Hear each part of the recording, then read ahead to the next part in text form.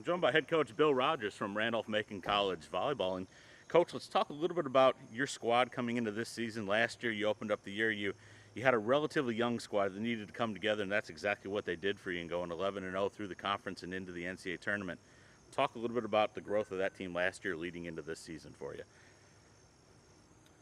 I had a really good freshman class that needed to come up to speed, but my returners were actually pretty seasoned, having gone into the NCAA pretty deeply the year before.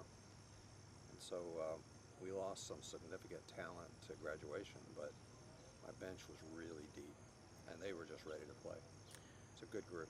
When you have a team like that and you're in a very similar situation this year, how does that change really the dynamic of what you had to do? You said you had some freshmen you need to bring up to speed, but really that's a more easy task, I would think, when you have seasoned players on your squad already.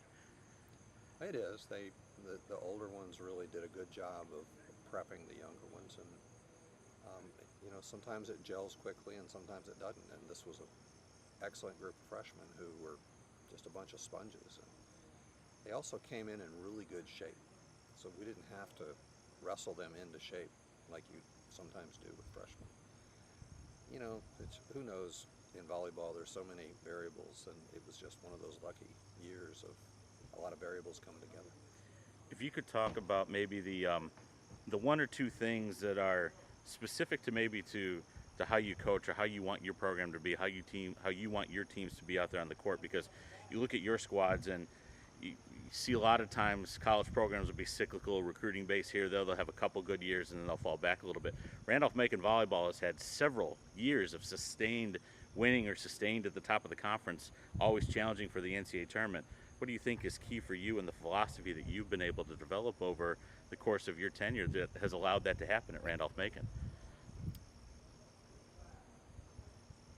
Yeah, I have great assistants, and we do. Maybe we recruit differently. I don't know. It's I mean, we put a lot of effort into recruiting and finding the right personality.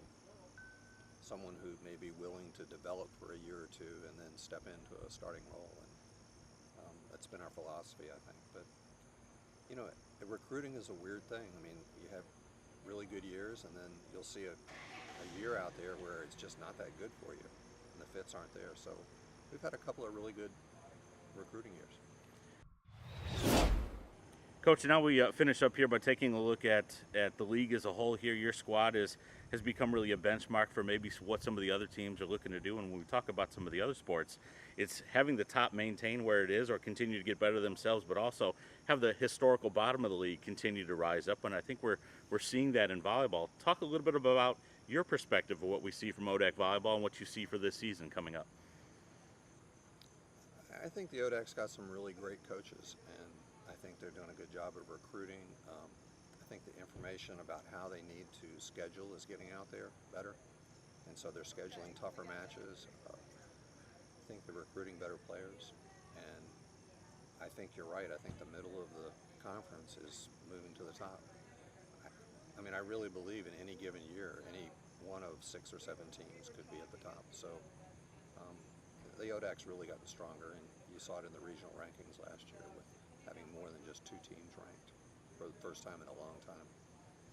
Well, Coach, I want to thank you for joining me today. Good luck this season. Thanks, JD.